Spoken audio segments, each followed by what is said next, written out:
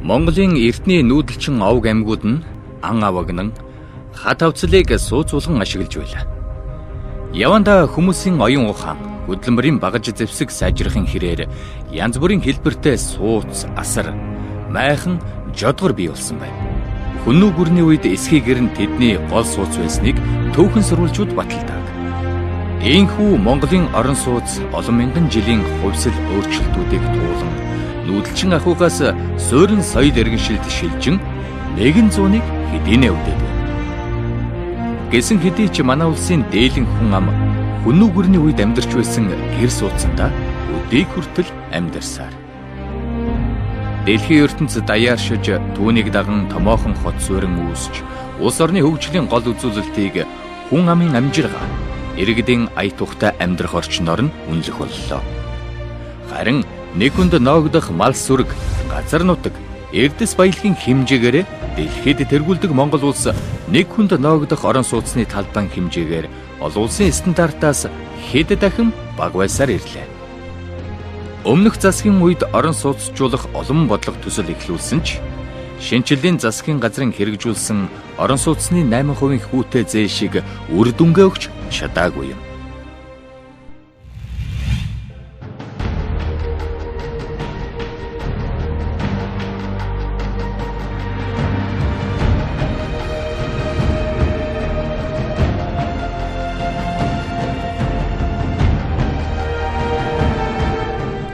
Шинчиллийн засгийн газрын 2012-оос 2016 оны үйл ажиллагааны хөтөлбөрийн хүрээнд Улаанбаатар хотод орон сууцны 17 иж бүрэн хороолол, аймаг бүрт 1000 айлын орон сууцны хорооллыг барьж байгуулан ажилтай, орлоготой хүмүүр орон сууцны зээлд хамрагдах бодлогыг хэрэгжүүлнэ хэмээн тусгасан байдаг. Тиймдээ ч амлсан биелүүлж зорьсондоо зориглож өнгөрсөн 2013 оны засгийн газрын ээлжид хуралдаанаар шинчиллийн засгийн газар Монгол банктай хамтран жилийн 8% хүүтэй ипотекийн зээл хэрэгжүүлж эхэлсэн. Үүний үр дүн 2010 онд Монгол улсын нийт хүн амын 25 орчим хувь орон сууцнд амьдардаг байсан бол одоогийн байдлаар 30 гаруй хувь нь орон сууцтай болжээ. Өөрөөр хэлбэл 8% хүүтэй зээл хэрэгжиж эхэлснээр Монгол улсын 830 мянган өрхийн 8 орчим хувь нь энэхүү зээлд хамрагдаад байна. Ингэснээр 2021 онд нийт хүн амын 67%-ийг орон сууцаар хангах зорилго тавьсан байна.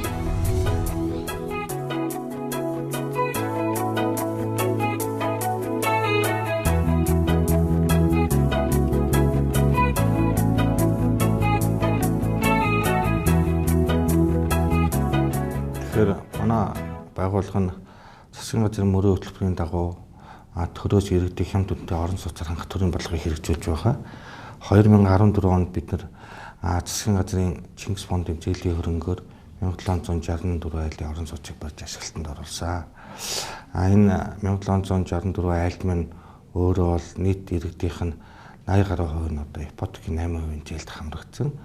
Одоо 2014 оны урьдчилсан байдлаар бол 53.8 тэрбум төгрөгийн ипотекийн зээл олгогдсон байдаг.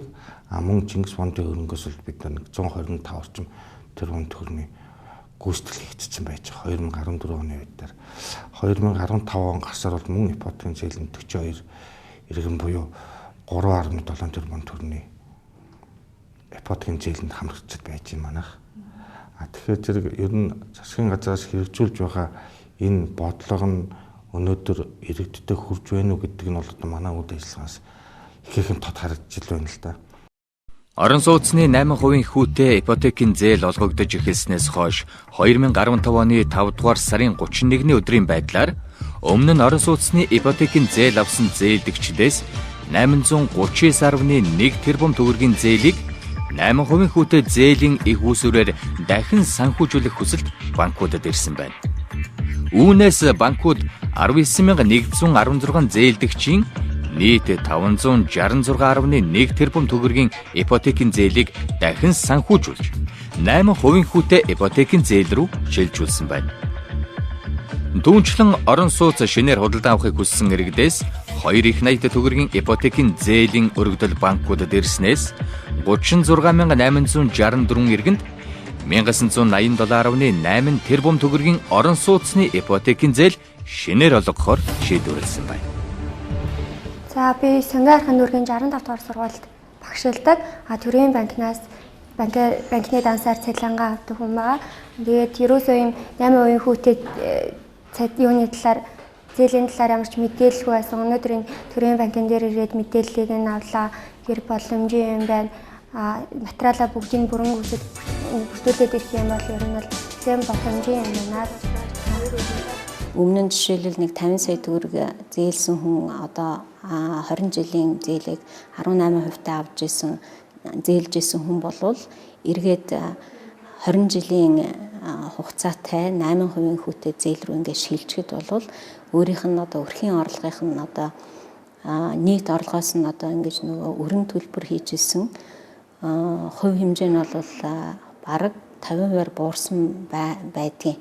Тэгэхээр жилийн 18% хүүтэй төлж исэн хүн бол 8% хүүтэй ингээд зээл төлөхөд бол цаана нөрхийн орлого дээр нь бол иржсэн өрийн дарамт бол багассан гэсэн үг. За тэр илүү гарсан орлогоороо бол мэдээж хүмүүс өөрснийхээ бусад хэрэгцээг одоо хангах бас сайхан юм боломж гарч ирсэн.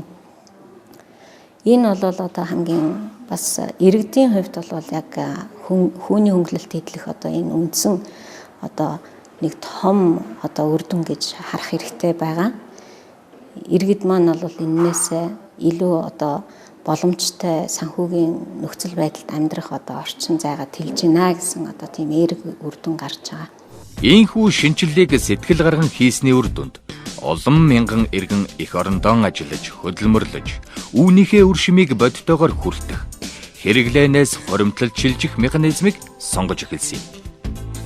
Тиймдээч өмнөх 20 жилийн хугацаанд буюу 2012 оны хүртэл орон сууцны урт хугацаатай зээл авсан иргэдийн тоо 30 орчим мянга байсан бол 8% хүүтэй зээл гарснаас хойш 60 мянгад хүрч нэг жилийн дотор өмнөх 20 жилээс 2 дахин олон хүн шинээр байртай болох буюу өмнөх зээлээ бага хүүтэй зээлд шилжүүлжээ. Жинхэнэ утгаараа бүх нийтийг орон сууцжуулах, утаагүй эрүүл орчинд олуула амар тайван амьдрах боломжийг олгосон нь энэ байлаа. Хамгийн гол нь удаан хугацаанд тогтвортой үргэлжлэх энэхүү зээл нь өмнө нь хэрэгжиж байсан орон сууцжуулах төслүүдийг бодвол тодорхой тооны хүмүүсийг хамруулад дуусах биш. Илүү өргөн хүрээг хамрав.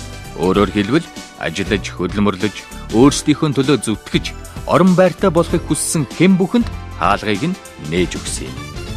Харилцагч болон одоо ард иргэдийн зээл авах боломжийг маш өргөн хэмжээгээр нээж өгсөн байгаа. Ерөнхийдөө одоо бага дунд орлоготой иргэд маань ипотекийн зээл буюу орон сууцны зээлийг авах боломжтой болсон. Энэ түүнд маш их өндөр ач холбогдол өгсөн байгаа.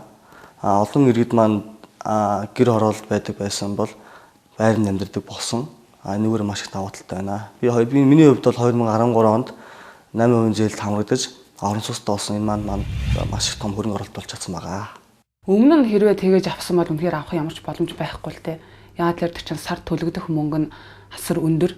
Тэгэхээр одоо бит хоёрын авж байгаа цалингийн хэмжээ бол зээлэндээ өгөөд ч тэр амжиргаандаа ч яач ч хүрэхээргүй байгаадсан болохоор ерөнхийдөө авах тэгэж үнэхээр боломж байгаагүй. 8% зээлд орсноор болохоор жилийн 8% хүү гэдэг чинь болохоор тэр өмнөх 18-19% хүүтэй харьцуулахад бол харьцангуй бага байгаа болохоор зорьсон зорилготой хүрсэн байгаа баяртай. Засгийн газраас хэрэгжүүлж байгаа 8% хөнгөлөлттэй зээл нь айгүй залуучууд айгүй боломжтой аятайхан юм болов гэж боддоо шүү дээ. Хүмүүс нэг байр авахыг хүсдэг залуу хүн гэж байхгүй. Бүгд байр авъя гэж боддог боловч нөгөөх тэр боломж нь олддггүй. Тэгээд түрээсний байр амьдрахаар залуу бас айгүй зөндөө их байгаа шүү дээ. Сар болгон 300, 400, 500 тэгээд магадгүй тэрнээс илүү өгж байгаа хүмүүс зөндөө байгаа. Тэрийг ингээд банкндаа төлөөд одоо 2 жилийн дараа 3 жилийн дараа байртай болох боломжтой болно гэдэг чинь бас айгүй давуу тал гэж дэмждэж шүү дээ. Хол явъя гэвэл олуулаа яв гэж үг байдаг. Газрын уртад биенээ дэмжиж хамтдаа зорьсон газраа хүрг гэсэн утгатай биз. Өмнө нь жилийн 16-аас 20% хүүтэй байсан орон сууцны зээлийг шинчиллийн засгийн газар 8% болгож хурц болох хүн бүрт хүргэхийг хичээснээр олон хүн байртай боллоо. Цаашдаач илүү олон хүнийг эх орондоо дэлхийн хөгжингүй орнуудын адилаар эрүүл аюул үгүй ая тухтай амьдрах тэрл ирээдүг бүтээхээр зорин ажиллаж байна.